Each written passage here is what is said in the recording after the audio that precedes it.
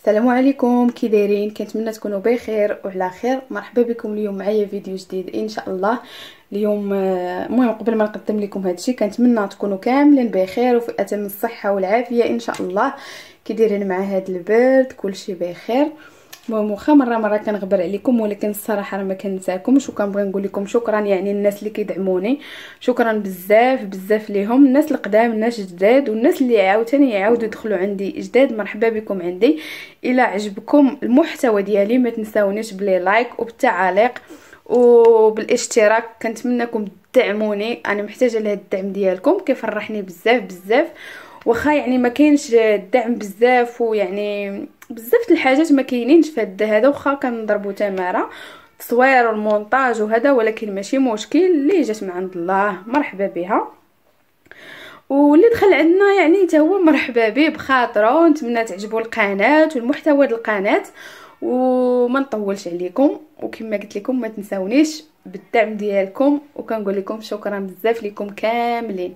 اليوم هنا كما كتشوفوا معايا غادي ندير واحد البسيطه لا مهم العشاء ان شاء الله، وكان غنوجدها دابا في الصباح مع وقيته الغداء. هنا كما كتشوفوا معايا انا وجدت العطريه. هنا عندي الكروفيت راه منقي، عندي الميرنا ها هي نقيتها على هذا الشكل كما كتشوفوا معايا، حيت لها داك السنسول ديالها. وهنا عندي الصول حتى هو نقيته، حيت له ديك الجليده ديالو الفوقانيه. وهنا الكالامار راني نقيته وقطعته كما كتشوفوا على هذا الشكل. تنكون كنصوطيه وغتشوفوه مزيان، انا حيت مستفه داكشي هنا غير في القراده صافي. وهنا كما كتشوفوا عندي العطريه. انا درت الشرموله في هاد الجبانه ديال الدجاج، وغادي نبدا ندير العطريه. غادي ندير تحميره،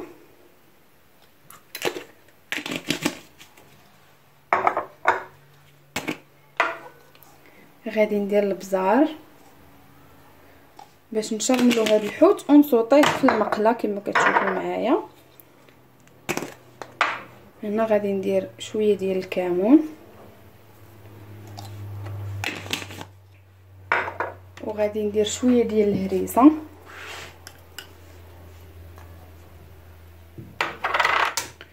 وغادي ندير شويه ديال الصوجه. المهم على حساب الكميه ديال الحوت اللي عندكم. هنا غندير هاد العطريه يعني كامله، والزيت، وغادي ندير شويه بودره ديال الثومه. هنا غادي ندير بودره ديال الثوم. هنا هاد الشرموله درتها على حساب هاد الحوت كامل، وغادي نخلطها مزيان، ويعني باش ما نبقاش كل مره نعاود نخلط الشرموله. غادي نصايب هاد الشرموله كامله، غادي ندير مليحه باش ما ننساش، باش الحوت اللي صوطيته حيدته نحط موراه الاخر، يعني ما بقاش معطله. بهاد الطريقه كتجي ساهله. وهنا كما كتشوفوا غادي نخلط هاد اللقامه مزيان.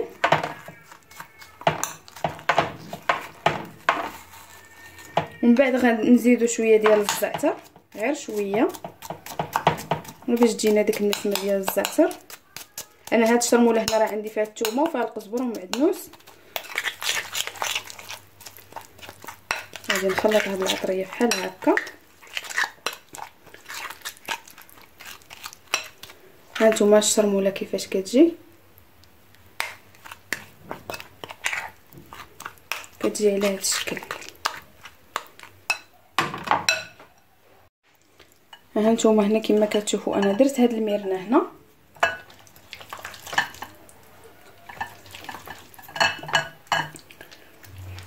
غادي نشرملها بحال هكا.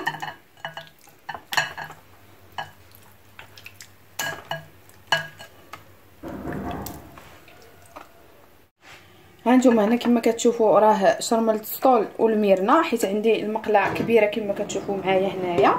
درت فيها شويه ديال الزيت ماشي بزاف، ومن بعد غنحط عليها هاد الحوت في المقله، وغادي نقص البوطه مزيان. خليكم معايا وتبعوا المراحل. يعني بالنسبه اللي يدير اول مره بسطيله الحوت يجرب غير هاد الطريقه، راها ساهله بزاف. هانتوما كما كتشوفوا معايا على هاد الطريقه هذه. راه ما كثرتش الزيت، ولا بغيتو ديروه في الفران حتى هي تقدر ديروا دهنوا غير لاطه بشويه الزيت وتحطوا عليها هاد الحوت وتدخلوها الفران وتسدوها ببابي الومنيوم ومن بعد تخرجوها على هاد الشكل هذا.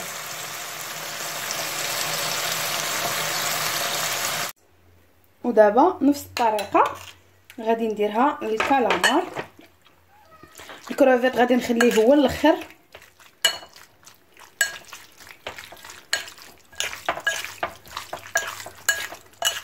ونحاولوا من نكونوا كنسوطيو الحوت ما نخليوش بزاف في المقله، حيت ديال البسطينه ما خصوش يطلق لينا الماء، غير يتصوطا شويه صافي وكنحيدوه. نديروا ليه الشرموله مزيان.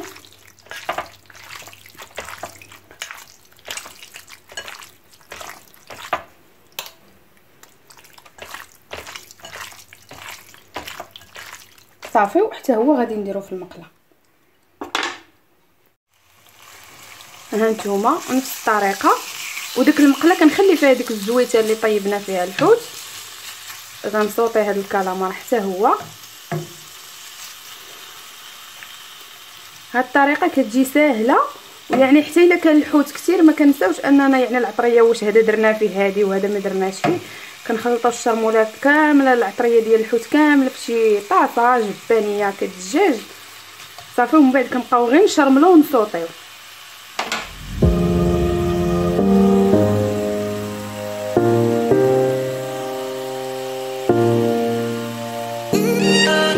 الحوت اللي صوتيت الاول الميرنا والكالامار او الصول عفوا، ها هي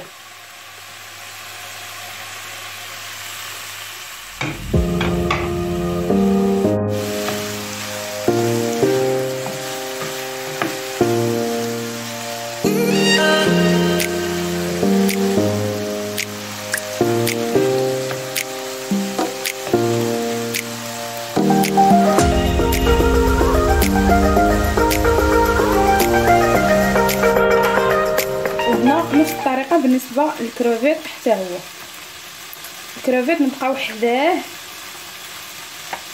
حيت ما خصوش نخليوه حتى يطلق لينا الماء، هو راه دغيا حساس بزاف بزاف.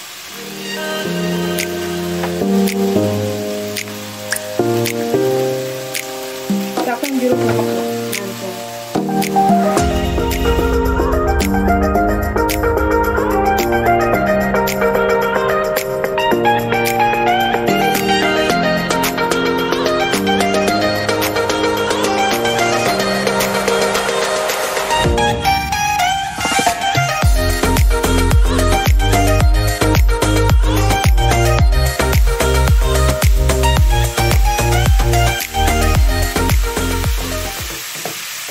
كنحاولوا اننا نجبدوا عليه البوطه، ما نخليوش البوطه ناقصه عليه صافي، وحنا كنحركوا على هذه الطريقه هذه.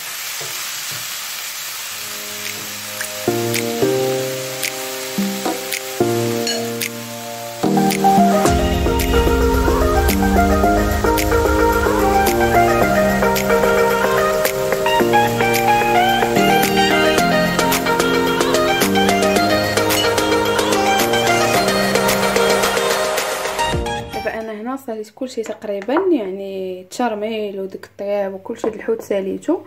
هذا الكروفيت كما كتشوفوا، وهذه هنا المهم ديك الشرموله اللي كنت درت كانت سالات ليا جاتني هي هذيك مع الحوت، يعني ما بقاتش، وعاودت درت واحده اخرى بنفس المقادير اللي كنت درت. وهنا شعريه فيرميسيل راني سلقتها خليت الماء حتى غلا وحطيتها فوق منه، ومن بعد صفيتها وقطعتها شويه بالمقص ولا بالموس اللي بغيتو.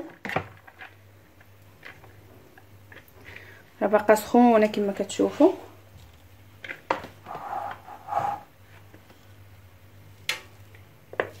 بحال هكا كنقطعوها شويه.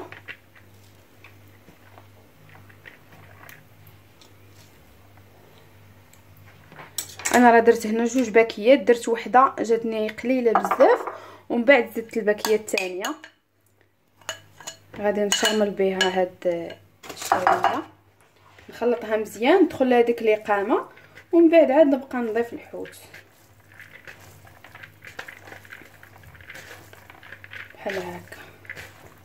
خاصها تكون مشرمله مزيان. الحاجه من ما كتكونش فيها لقامه ولا عطريه راه كتجي باسله.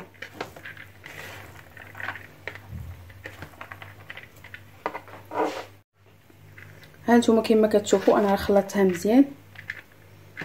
كنحاولوا نديروا هاد الطريقه في الاول قبل ما نديروا الحوت باش هاد الفيرميسيلا كتكون باسله ما فيها لا عطريه لا والو. كنحاولوا اننا ندخلوا في هاد العطريه مزيان عاد باش نديروا الحوت غير هو ما نخلطوش يعني بزاف حيت ما كيبغيش تحرك. الحوت حساس. ندير الكروفيت، ندير الزيتون. هنا خديت بواطه ديال الشامبينيون حتى هي صوطيتها في المقله بنفس العطريه اللي درت للحوت.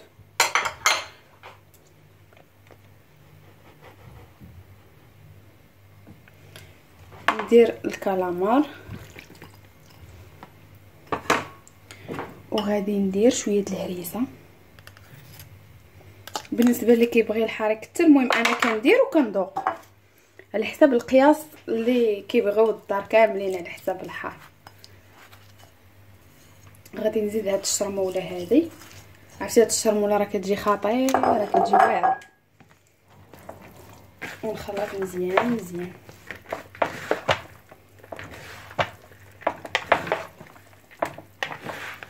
بحال هاد الشكل هكا.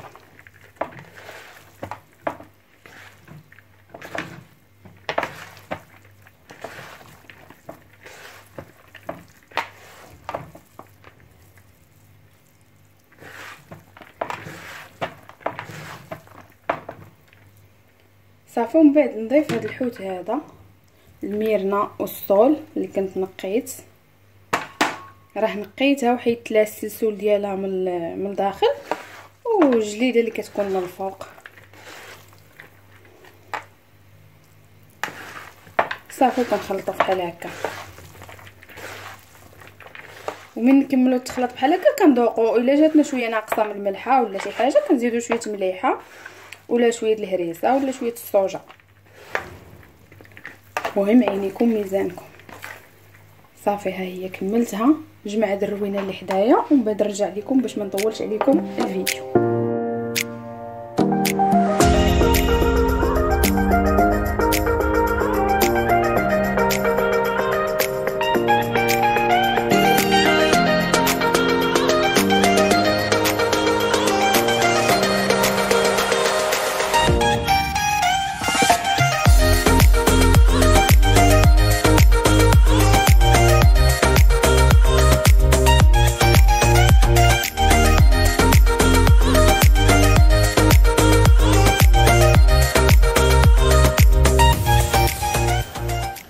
كما راكم تشوفوا معايا انا راه خديت اللاطه دهنتها بالزيت ودرت عليها هاد الورقه الاولى ومن بعد دهنت هادو حتى هما وغادي نحط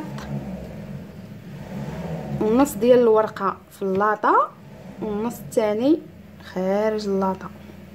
المهم كما كتشوفوا معايا في الفيديو.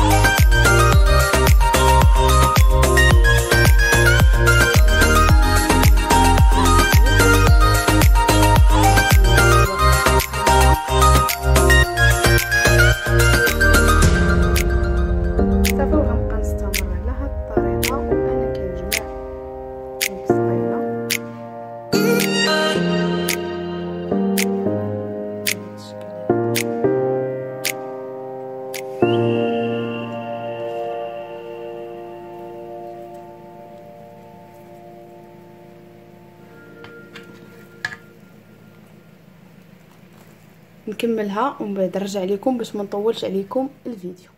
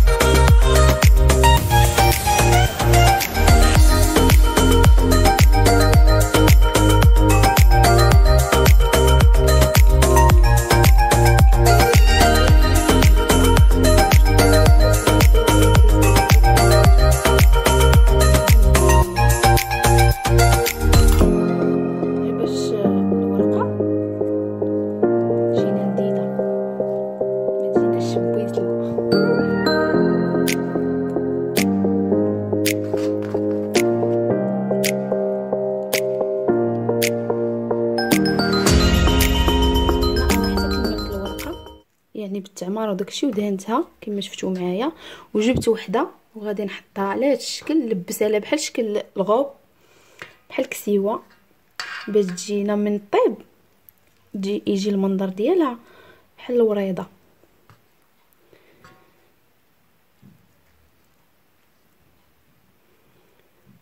هانتوما على هذا الشكل هذا ساهله، غير حطوها ودوروها بحال هكا وبقاو تقادوا هاد الطويات هادو كما كتشوفوا. من بعد نبقاو ندهنوا بحال هكا صافي، وحتى الطيب نزوقوها اما بالحامض اما حامض مقطع بحال هكا.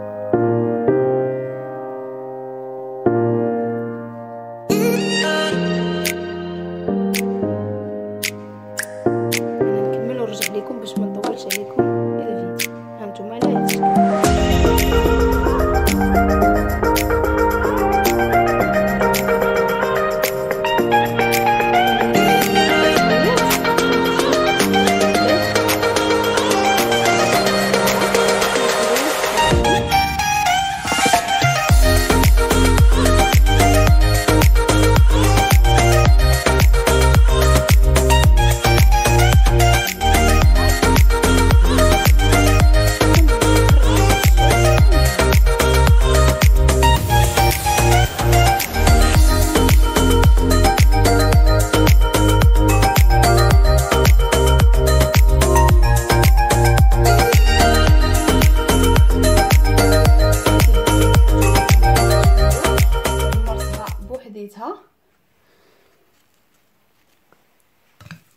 حيت حنا الصراحه كنبغيو نعشاو بكري، خويا كيجي معطل، درتها ليه بوحدو لقيتها اللي جا غياكلها. هذه هنا بقات واحد الورقه انا قطعتها على هذا الشكل، لويتها وقطعتها وغادي ندهنها مزيان بالزيت، ومن بعد غادي نزوق بها هاد البسيطله هذه.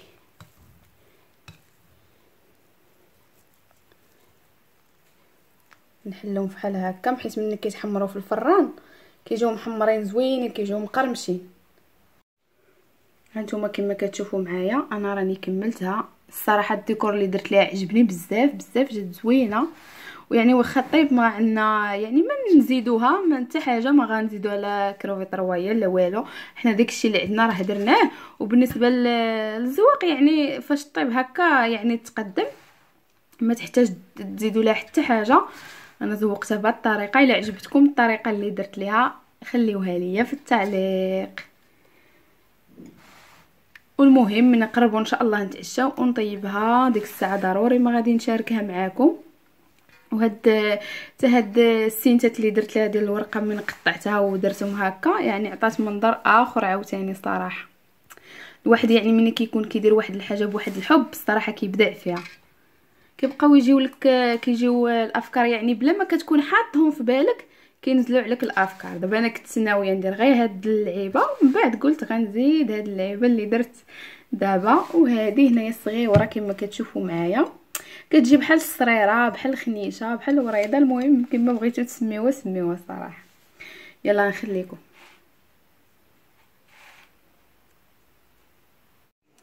هانتوما كما كتشوفوا معايا انا خرجت البسطيله من الفران، كتجي على هذا الشكل وزينتها بهاد الطريفات ديال الحامض بحال هكا. بامكانكم تزيدوها تفرشوا لها الخس اولا مطيشه سوغيس تكون حمراء، يعني باش كتزيد تعطي واحد المنظر زوين بزاف. انا خليتها غير هكا على هذا الشكل، ونتمنى من الله يعجبكم الفيديو. ما تنساونيش باللي لايك دائما كنقولها لكم، وبالتعاليق الزوينين وبالدعم وبالمشاهده، وكنقول لكم شكرا بزاف بزاف لكم كاملين. وراني ما نسيتكمش حيت كنت وعدتكم باش نحط لكم واحد الفيديو، الصراحه راه مازال عندي ومصوره، خصني غير الوقت باش نمونطيه ونحطو لكم. المهم هاد الايامات كنحاول انني نحط فيديوهات يعني متابعين شويه باش نخوي التليفون ونمونطي لكم الفيديو ونحطوه. كنتمنى يعجبكم بزاف بزاف وتستمتعوا يعني بالفرجه وتبدلوا الجو معايا ومع الفيديوهات اللي كنحط. دابا ما نطولش عليكم، خليتكم على خير، بسلامه عليكم، ونتلاقاو في فيديو الجاي ان شاء الله.